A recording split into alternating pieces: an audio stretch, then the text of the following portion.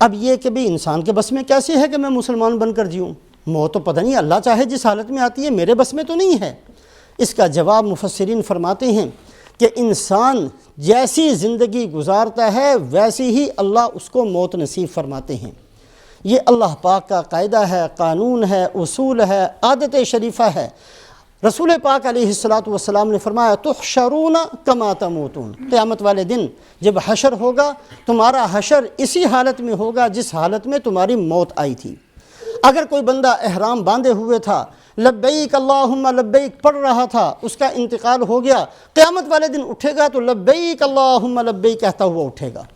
اگر کوئی آدمی علم کا دین سیکھنے کے لیے جا رہا تھا اور اس کا انتقال ہو گیا، وہ علماء کے اندر اٹھے گا۔ اگر کوئی آدمی قرآن حفظ کرنے کے لیے جا رہا تھا، انتقال ہو گیا، حفاظ کے اندر اٹھے گا۔ جس حالت میں مرو گے اسی حالت میں تمہارا حشر ہوگا، اور جس حالت میں تمہاری زندگی گزرے گی اسی حالت میں تمہاری موت آئے گی۔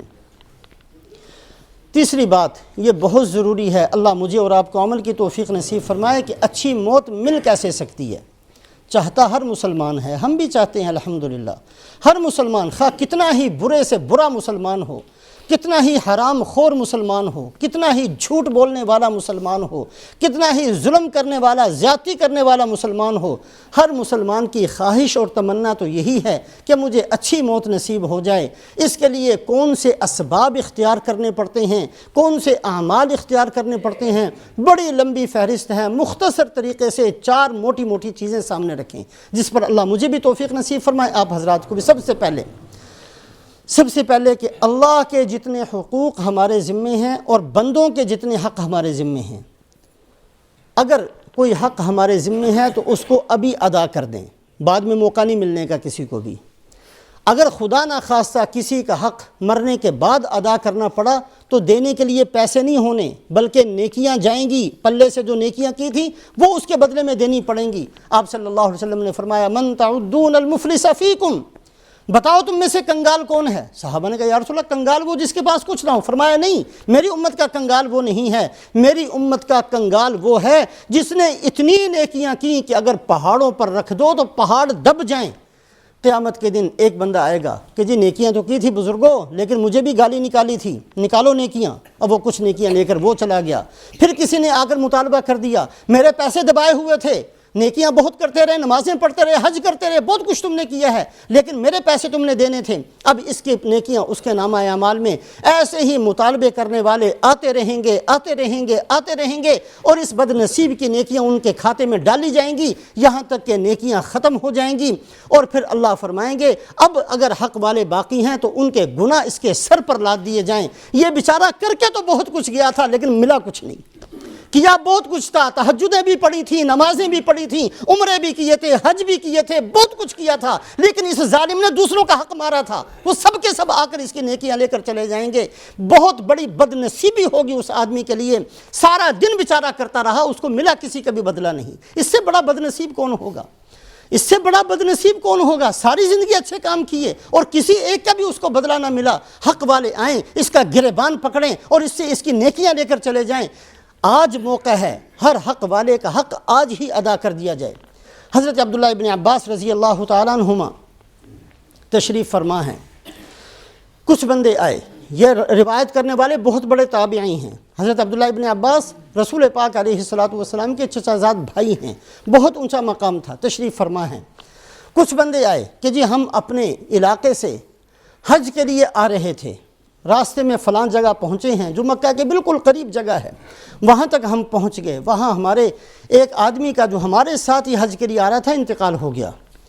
ہم نے وہیں اس کے لیے قبر کے لیے جگہ کھودی، جب جگہ کھودی ہے تو اس میں جو لحد بنانی تھی ہم نے دیکھا کہ ایک اتنا بڑا کالا سانپ ہے جس نے پوری لحد کو بھر دیا ہوا ہے۔ ہم ڈر گئے، ہم نے کہا شاید یہ جگہ ہم نے ایسی کھود لی ہے کہ یہ اس سانپ کی جگہ ہوگی، اس کا بل ہوگا۔ ہم نے جگہ کو بدل دیا، چند قدم ہٹ کر پھر ہم نے قبر کو کھودا، وہاں جب لحد تیار ہوئی وہی سانپ وہاں موجود۔ ہم پھر ڈر گئے کہ شاید یہ جگہ ہی ایسی ہے، یہ علاقہ ہی ایسا ہے کہ جس میں سانپ کثرت سے ہیں۔ ہم نے میت کو اٹھایا، آگے چلے گئے، وہاں جا کر جگہ کھودی اور وہاں جا کر لحد کو تیار کیا، وہاں دیکھا تو وہاں بھی یہی حالت کہ سانپ بیٹھا ہوا ہے اور اتنا موٹا ہے کہ پوری لحد بھری ہوئی ہے۔ اب ہم تھک ہار کر کئی قبریں کھود چکے، مردہ ہمارا ویسے ہی پڑا ہوا ہے۔ آپ اللہ کے نبی صلی اللہ علیہ وسلم کے چچا زاد بھائی ہیں، کچھ حل بتائیے کہ ہم کیا کریں؟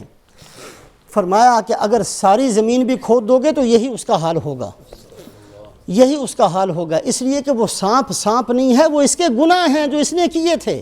لہٰذا جیسا کیسا بھی ہے اس کو اندر ڈالو، بند کر دو۔ بعض دفعہ اللہ دکھا دیا کرتے ہیں، لہٰذا بند کر دیا۔ انہوں نے حج کیا، حالانکہ یہ حج کی نیت سے آ رہا تھا۔ حج کیا، حج کرنے کے بعد یہ فرماتے ہیں کہ ہمارے دل سے تو وہ بات نہیں نکلتی تھی، ہم نے تو اپنی آنکھوں سے وہ منظر دیکھا ہوا تھا۔ جب ہم نے جا کر اس کی بیوی سے پوچھا کہ آخر یہ تیرا خاوند کرتا کیا تھا جو اس کے ساتھ یہ اتنی بڑی مصیبت پیش آئی؟ اس نے کہا یہ غلے کی تجارت کرتا تھا، غلہ بیچا کرتا تھا۔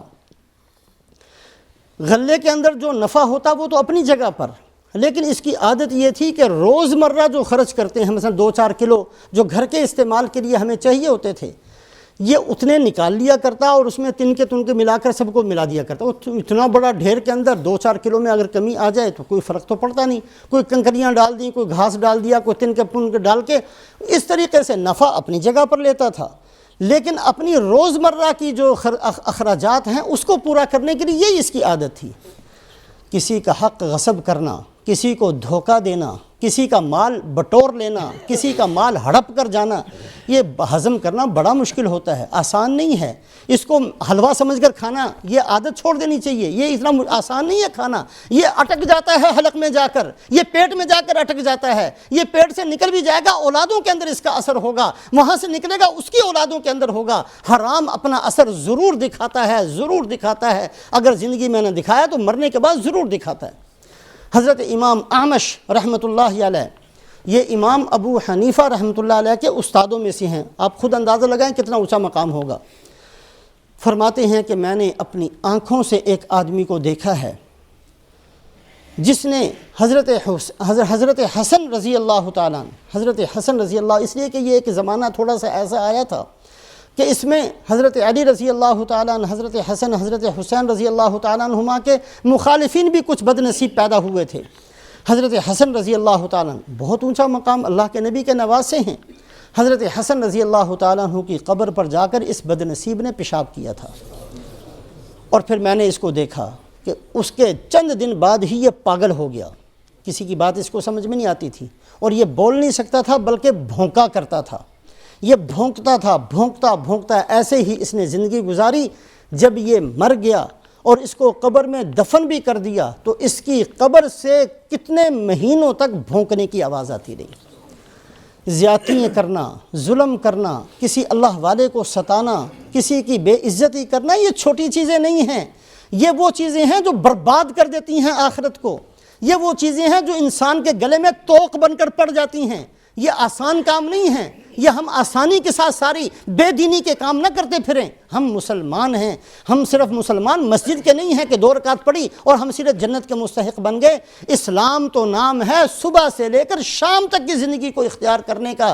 ہمارا کاروبار بھی دین کے مطابق ہو، ہماری معاشرت، معیشت، ہر چیز رسول پاک علیہ الصلوۃ والسلام کی فرما برداری کے اندر ہو، اس کا نام اسلام ہے۔ تو بہرحال بہت سارے واقعات اس قسم کے ہیں۔ سب سے پہلی بات، کسی کا حق ہمارے ذمے نہ ہو، اس بات کی کوشش کرنا کہ مرنے سے پہلے جس کا حق، ہر بندہ جس پر زیادتیاں کی ہوتی ہیں، ہر بندے کو پتہ ہوتا ہے، یاد کروانے کی ضرورت نہیں ہوتی۔ ہر آدمی جانتا ہے کہ میرا کردار کیسا رہا، میں سانپ بن کر جیا ہوں، میں بچھو بن کر جیا ہوں، میں کون سے درندے کی صفات کے ساتھ میں نے زندگی گزاری ہے، ہر آدمی اس بات کو جانتا ہے۔ مرنے سے پہلے کسی کا حق اگر ذمے ہے تو اس سے معاف کروا لیا جائے، مال ہے واپس کر دیا جائے، زیادتی کی ہے اس کی منت خوشامد کر کے، پاؤں پکڑ کے، آنسو بہا کے، کیسے بھی ہو اس سے معافی مانگ لی جائے۔ ایک تو اس بات کا اہتمام کیا جائے۔ دوسرا، اگر کسی بندے کا کوئی مالی قرض وغیرہ ہے تو وصیت لکھ کے اپنے پاس رکھنا کہ میں نے فلاں آدمی کا اتنا دینا ہے، اگر میں مر بھی گیا تو میرے وارثوں کے ذمے ہے کہ میرے مال میں سے اتنا ادا کر دے۔ فرمایا کہ اگر کسی بندے نے کسی کا مال دینا ہے تو 3 دن سے زیادہ اس پر نہ گزریں مگر یہ کہ اس کی وصیت اس کے سرہانے کے نیچے موجود ہونی چاہیے۔ اگر نہیں دینا پھر وصیت کرنا کوئی ضروری نہیں، لیکن اگر کسی کا 1 پیسہ بھی دینا ہے تو اس بندے کے لیے ضروری ہے کہ اپنے ورثاء کو بتائے کہ فلاں آدمی کو میں نے اتنا دینا ہے۔ امام ابو داود رحمۃ اللہ علیہ